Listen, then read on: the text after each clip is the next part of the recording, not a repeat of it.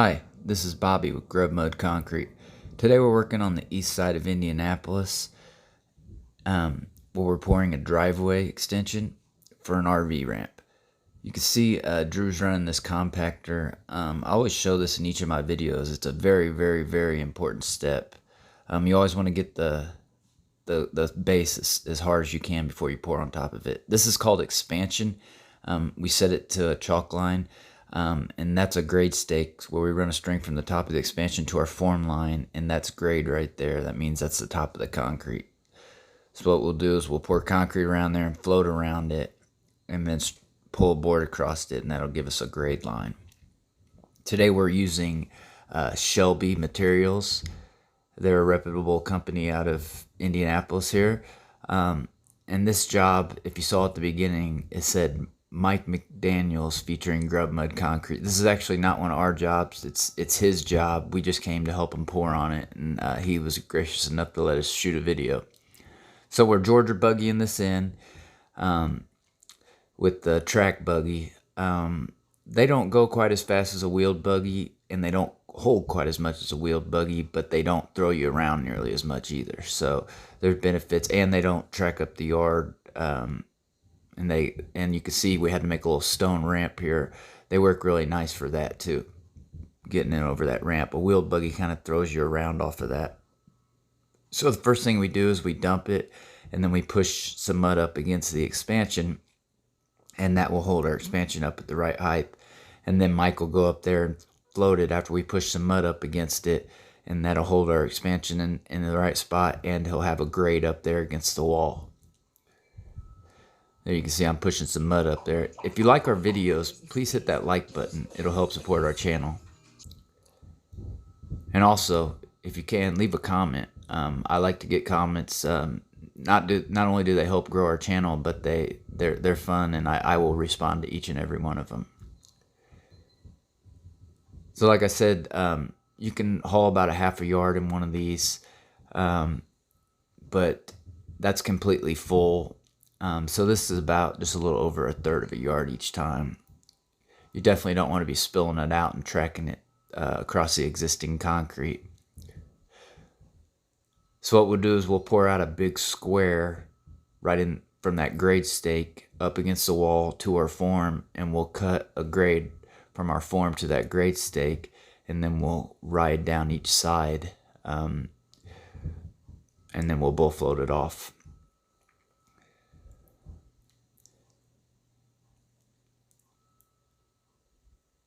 We kept on getting what we call dog balls. That's where the concrete's not mixed up totally great. I mean, it's all mixed up, but it's got these little balls in it. What do you guys call those? I call them dog balls. They're basically just like little clumps. They're not fiber clumps, but they're like cement clumps. And these weren't too bad. I'll show one here in a minute. But we kind of had to mix it up a little bit. There's one right there.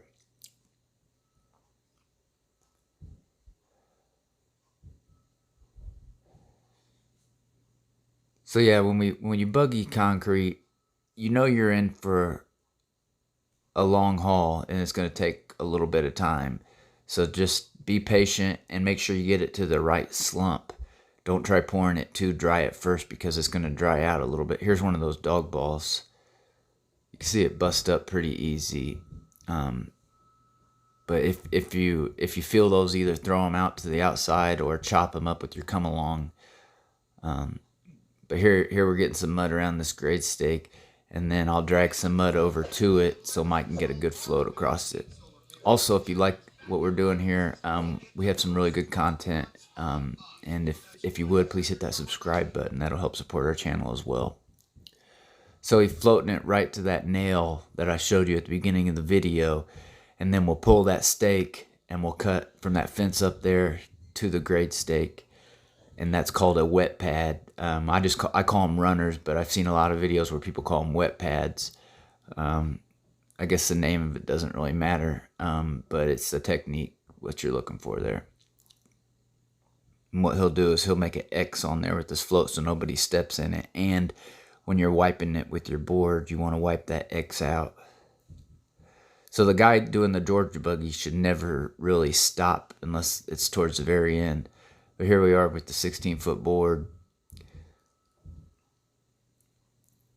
So once you get it down up there on the left-hand side where I'm at, once I get it down to the height, and then when he smears his X out, that's your grade. But what I like to do is I like to spin around, flip around, and pull it the other direction as well. That gets you a wider grade, so your come-along guys don't lose the grade as fast. You don't have to peel it quite as much, and it just makes it a little easier to ride on. So a lot of guys don't do this, but I really like doing it. One of the guys that taught me how to do concrete taught me about wide grades and how important they are. So what we do is we get rid of that board. And now this is only a 10-foot board, and I don't really recommend striking off 2 guys on a 10-foot board, but it worked out. I would have preferred to have a 12-foot board, but Mike didn't have one on his job, so what we were stuck with was a 10-foot board. But we just gave give and take on it, and you can see I was getting high on both sides of my grade right there. What I do is I tell them to peel it down, and then what that is like where you push both sides of your grade.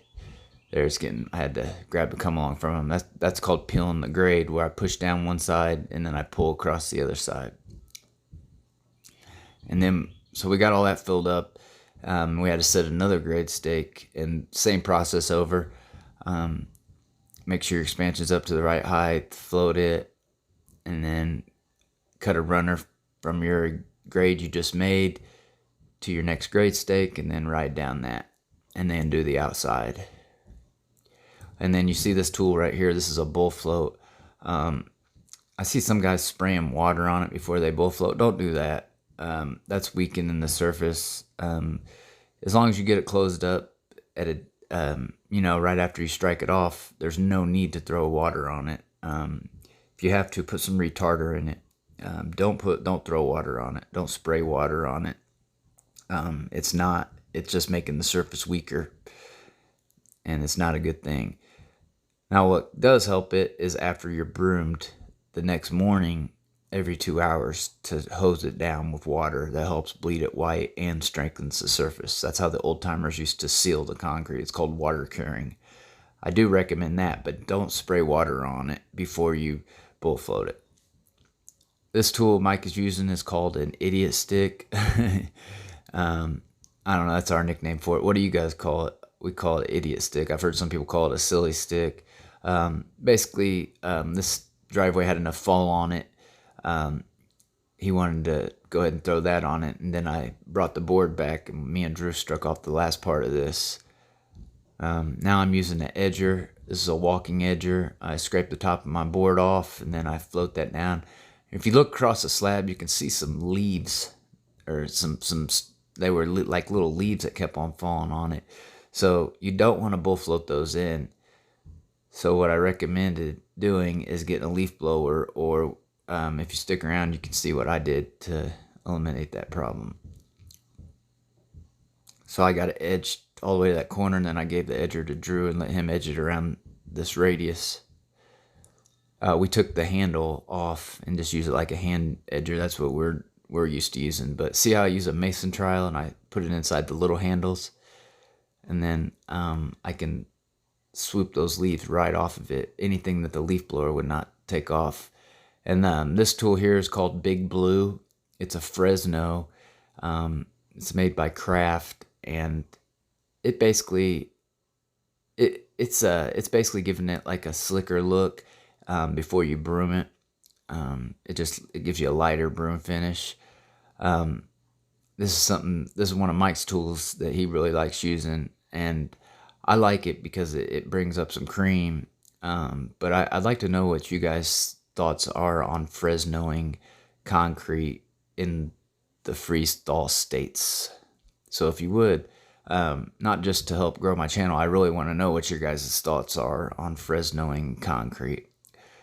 I usually just bull float it, but I did like how this came out. It came out a real nice light broom. So this is the last pass that we're putting on it. Then Drew's cleaning up the edges, and then I run a slick trial, and then we broom it.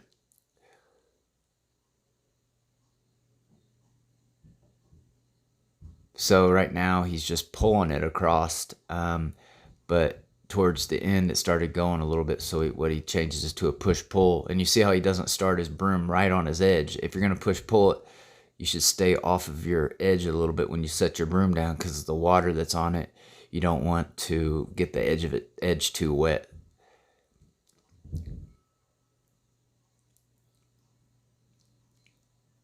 And then when you pull it back, it'll cover all the way to the edge, and you won't have your edge looking too look like it had too much water on your broom. Just like that. And this is called scrubbing. It's the push-pull method. He didn't have to scrub it very hard, but where I scraped those leaves off a little bit, there was a little bitty hole right there. So what he did is he just kind of scrubbed it back and forth. So we're getting on the home stretch here. You see how we pulled all of our stakes on that part? That makes it really nice. That way you can pull your broom straight through, and you don't have to have your broom lines don't look off. Because I don't care what technique you use, if you don't pull your stakes, you'll see it in the broom finish. I'll show you right here. You can see where he pulls across this, where he didn't have his stakes pulled at first, on one spot, and right there it would leave a weird looking line. So what I did is I pulled it, and then we pulled across it, and that was perfect. So Mike comes back the next day and he saw cuts this. A lot of guys in Indiana are going to the saw cutting. It makes it to where you can pour with less people, still make a decent profit on the job, and you can get more lines in and get them exactly where you want. You get a better finish too. You can see the little girl, she wanted, her name was Kinsey, she wanted to put her handprint in it and write her name. It was kind of cool. I remember when I was a kid, I got to do this. My dad, he drove a mixer, so I got to do this on a couple spots on our basketball court, and it was pretty cool, especially when I got older and I could put my hand down and see how much my hand had grown. But there you have it. Again, please hit that like button and subscribe. It'll help grow our channel. Thanks for watching.